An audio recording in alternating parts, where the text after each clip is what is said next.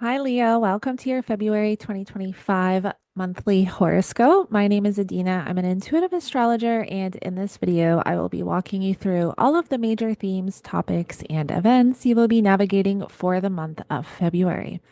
Now, don't forget to like, share, and subscribe if you align with my energy and enjoy my content. So, before we get into the horoscope, let's go over the major transits for the month ahead. I've also broken the horoscope down by week, and I've selected a chart for each week to give you a bit of a visual. So you'll see once we get to the next slide. But on February 1st, as soon as we come into the month, we have Venus forming a conjunction to Neptune at 27 degrees 59 minutes exact. And then a few hours later, Venus is going to form a conjunction to the North Node at 28 degrees 9 minutes. And so this is all happening in Pisces, February 1st. Venus is in pre-shadow at this point. Actually, for the entire month of February, Venus is going to be pre-shadow. So we really want to pay attention to what is showing up, any major themes, topics, or events, because we will be revisiting them, reassessing, and moving through those energies for the next few months. So whatever Venus is activating for you, it's not just ending here. It is going to present itself over the next few months. So this is really going to give you an idea. And again, you'll understand more once we get into the charts and I can kind of give you that visual. Now, February 3rd, we have Mercury in Aquarius forming a trine to Jupiter retrograde in Gemini at 11 degrees. February 4th, we have Venus entering Aries and Jupiter stationing direct. And this happens about an hour apart, roughly. And then February 6th, we have the North Node Neptune conjunction in Pisces at 28 degrees. February 9th, we have Mercury. We have our Mercury Cazimi, and this is when Mercury and the Sun form a conjunction, and this is going to happen at 21 degrees of Aquarius. And then on that same day, February 9th, we have Mars retrograde in Cancer forming a trine to Saturn in Pisces at 18 degrees. February 10th, we have Mercury in Aquarius, forming a square to Uranus and Taurus at 23 degrees. And then February 12th, we have our full moon in Leo at 24 degrees. And I will not go too deep into the lunations in this horoscope because I do post separate forecasts for all of the new moons and full moons and get into all 12 rising signs. So I'll touch on them like a little bit, but for the most part, you'll want to watch for the full moon forecast for Leo and the new moon forecast for Pisces, just to get a more in-depth kind of understanding. I get into the chart for the lunation as well in those forecasts. Now, February 14th, we will have Mercury entering Pisces, and then February 18th, we will have the Sun entering Pisces. And then February 23rd, we have Mars stationing direct at 17 degrees of Cancer. So Mars has been retrograde since December 6th, 2024. So this will be nice. On February 25th, we have Mercury forming a conjunction to Saturn in Pisces at 20 degrees. And then finally, February 27th, we will have our new moon in Pisces at 9 degrees. And where this will not be an eclipse, it will still be quite powerful and still bring in major themes, topics, and events that will play out over the next 18 months with the Pisces Virgo axis of your chart. And speaking of that, if you haven't checked out my lunar nodes in Pisces and Virgo, make sure you do so. I'll link it up here in the video and also at the end of this horoscope. But I really get into what it means having the North Node in Pisces, the South Node in Virgo, and I get into all 12 rising signs because where we have the nodes transiting our chart, this shows where we're going to have major changes and upheavals. And so the North Node represents a new direction and journey you're moving into, and the South Node represents something you're moving away from, something you're needing to release, let go of. It can also represent something coming back from the past because the South Node represents the past. So every time we're having activations of this North Node or energy in Pisces, it really can be energy coming in or major themes, topics, events that's shifting your direction. And really, that has to do with the story that's playing out over the next 18 months because the nodes will be in Pisces and Virgo till July 2026.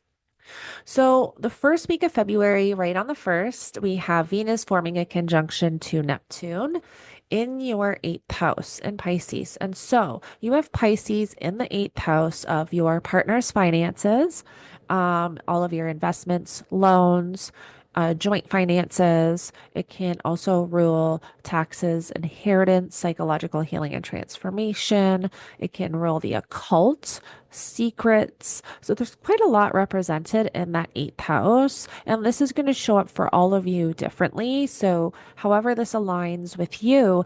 But when Venus forms a conjunction to Neptune and to the North Node on February 1st, we want to pay attention to what is presented because, again, Venus is in pre-shadow. So this can be something you're revisiting, reassessing, and and it can have to do with maybe your partner's finances. It might have to do with your investments, a loan that you're trying to get. It could have to do with psychological healing and transformation. Death and rebirth is in the eighth house as well. Like, not yes, death, but not necessarily death. It can literally just mean like the rebirth of something. That's in the eighth house. And Venus rules your 10th house of career and your public image, your public reputation, and also your third house of your mindset, how you communicate, your reading, writing, speaking. Also, vehicles are in the third house. So this could be interesting because if you were trying to finance a vehicle, which I'm sure this won't be for all of you, but I'm sure some of you if you were trying to, finance a vehicle. Actually, what I've seen a lot with the North Node in the eighth house is, um, y- and this was even with my own transit with the North Node in the eighth house, I ended up financing a vehicle. And it didn't really have to do with like the third house because like I'm Virgo rising, but it did have to do with financial commitments, joint finances, getting a loan, investment, things like that. That's that eighth house. So over the next 18 months, you could end up financing something else. You could end up financing a vehicle. You definitely have supportive energy to do so. If this is something you're thinking about doing or trying to do at the moment, I mean, I don't know if I would recommend it because of the Venus retrograde. There could be a lot of details that you're missing, or um, just like small print that you're when we have a Venus retrograde, we tend to miss the small details. And then when Venus stations direct through that post shadow, everything kind of comes together. Or it could just be prolonged, like the process could be prolonged. And again, this is only for, a small few of you that would even, have that show up that way. But Venus rep also ruling your third house rules siblings and cousins, neighbors, your community, and then your day-to-day travel, your trip to the bank, your trip to the store, kind of the local travel is also represented in the third house. So when Venus retrogrades during that whole phase and cycle, you may be rethinking third house themes and topics and also rethinking 10th house themes and topics because Venus rules those houses. So those are just things you want to be mindful of and aware of. Now, February 3rd, we have Mercury in Aquarius forming a trine to Jupiter retrograde and Gemini at 11 degrees. Now, you have Gemini in your 11th house of friends and friendships, social groups, online connections, networking, um, and you have Aquarius in your seventh house of relationships and one-on-one connections, business partnerships. So having Mercury forming a trine to Jupiter, this could bring in a really positive conversation with those closest to you, whether it's really close friends or a relationship. So pay attention on this day too, because something really important can be presented within a conversation with somebody really close to you, whether it's a relationship or a business partner. This could be a significant day for something. So definitely pay attention to the conversations that you have. February 4th, we have Venus entering Aries and Jupiter stationing direct. So Venus is going to enter your ninth house, and Venus is going to station direct at 10 degrees of Aries. So still being in that pre-shadow period, you will be rethinking ninth house themes and topics as well, which can be long distance travel, higher education, higher knowledge, religion, philosophy, long distance travel, publishing, teaching. Astrology is in the ninth house. So these can all be themes and topics Venus is uh, reprogramming for you, bringing up, reassessing, revisiting. Um, when Venus enters that ninth house, there could bring more of a focus to the ninth house themes and topics. Like maybe you're thinking about traveling or going back to school or taking a course in some way for, a specific subject or something along those lines. February 6th, we will have the North Node Neptune conjunction in Pisces at 28 degrees. So, again, this is going to be in your eighth house of your partner's finances, um, psychological healing and transformation, also taxes, inheritance, and it is tax season in Canada. I'm not sure when tax season is in the US, but February is usually when we enter tax season in Canada. So could definitely have to do something, around taxes or inheritance or a loan or investments. Um, Also maybe the occult if you're thinking about researching, topics around the occult or psychological healing and transformation. So pay attention to kind of what shows up on February 6th, because when we're talking about, first of all, it's involving the North Node. So something may be presented that has to do with this new journey and story playing out in this area of life. It is Neptune, so we do want to make sure that we understand everything. Everything is presented clearly. Sometimes Neptune can blur boundaries, blur lines, confuse things, over idealize situations, people, experiences. So we just want to make sure we are seeing things clearly on this day. On February 9th, we have the Mercury Cazimi. So this is when Mercury and the Sun form a conjunction, and it will be at 21 degrees of Aquarius here in your seventh house of relationships and one-on-one connections. So if there is something that you're navigating around friends, around partnerships, one-on-one connections, or Mercury also rules that second house and is also the ruler of the South Node, we want to keep in mind. Your second house of money, finances, material possessions, and your personal values are in that second house. Something can be presented at this time. There can be an aha moment or insight or a really important conversation that ends up guiding you to whatever this South Node is going to bring up for you, whether it is to release and let go of something in this area of life. And this has to do with your finances. It also has to do with your personal values. It could have to do with material possessions, maybe deciding to sell some of your material possessions or make money in a different way. These are all kind of things on the table over the next 18 months that can be changed. But we do want to watch our Mercury transits because Mercury being the ruler of that South Node now, um, they're more significant than, let's say, before.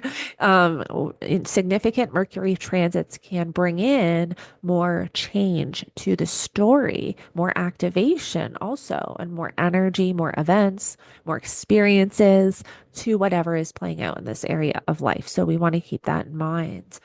Now, also on the ninth, we have Mars retrograde in Cancer, forming a trine to Saturn and Pisces at 18 degrees. So you have Cancer in your 12th house of the subconscious, spirituality, karma, also things, places, people that are hidden. Hidden relationships are in that 12th house, hospitals, asylums, retreat centers, jails, prisons are in the 12th house. And the 12th house also rules our subconscious, our self-undoing patterns and behaviors, escapism.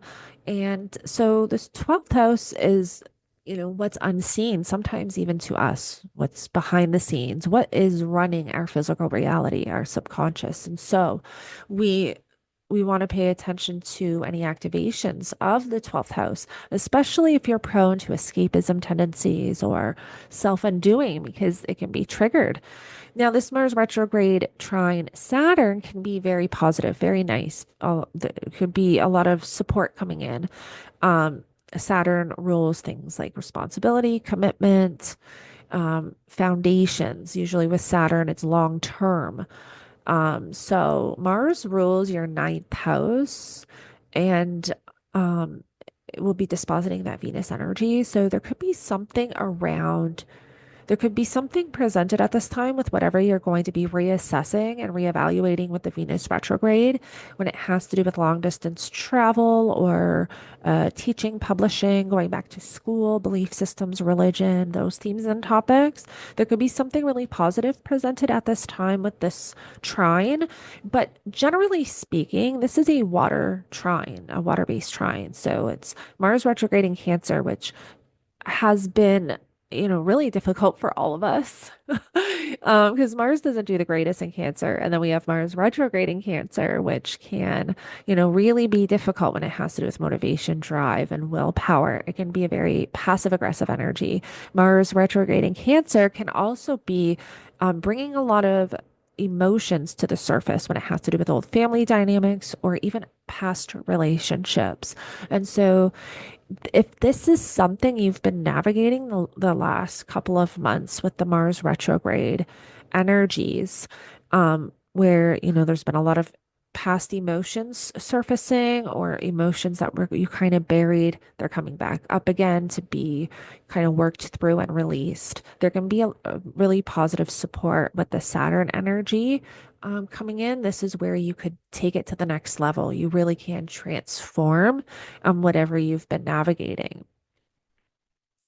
Then we get to our second week of February, and February 10th, we have Mercury in Aquarius forming a square to Uranus and Taurus at 23 degrees. So, Mercury in Aquarius, again, still in your seventh house of relationships and one-on-one connections, forming a square to Uranus and Taurus, which you have Taurus in your 10th house of career and public reputation, what you are known for out in the world. This is your public life. This is also your relationship to leaders and authority figures. Uranus is also the ruler of your seventh house. I would actually think this could be more of a hard conversation within a relationship or a business partner, like those close one-on-one connections. I feel like there could be something really sudden around that. Maybe, like I said, a conversation or somebody says something that kind of shifts like your mindset in some way or perspective in some way. So definitely pay attention on the 10th of February to what is um the conversations that you're having, information you're receiving, like especially when it has to do with those one-on-one connections, messages. Um, you know how sometimes you have those conversations and they stand out? That could be one of those days. February 12th, we have our full moon in Leo at 24 degrees. Now, this is going to be your full moon. And again, I'm not going to spend too much time on the lunations, but this is your full moon. So if you think back to the intentions you set at the time of the new moon in Leo, 6 months prior, now is when you can see those intentions come to fruition. Now, I do just want to mention that this full moon will be forming a T square to Uranus, which is up here again in your 10th house. So there could be something, triggered, disruptive, shaken up around relationships and your public image. And I'm saying that just because it could really start, be activated with on the 10th with that Mercury square to Uranus and then play out with that full moon energy because the full moon's going to highlight that. So I just wanted to mention that there could be like a really challenging conversation or just something presented within even a business partnership because it's that seventh house and 10th house of career. So definitely be mindful on that day to what is showing up for you. On February 14th, we will have Mercury entering Pisces here in your eighth house. And then we get to the third week of February, and on the 18th, we have the sun entering Pisces as well, bringing more energy to those eighth house themes and topics, which again is your partner's finances, money coming in from outside resources, investments, loans, taxes, inheritance, psychological healing and transformation, all those eighth house themes and topics. There can be a lot more focus. We have a lot more energy here now. So remember, the North Node, there's an 18-month story playing out. There can be, just a lot kind of showing up at this time presented, giving you an idea of what that story is going to be. So, the entire month of February, we really want to have a lot of awareness, a lot of, paying attention to what's showing up because we've got our Venus retrograde.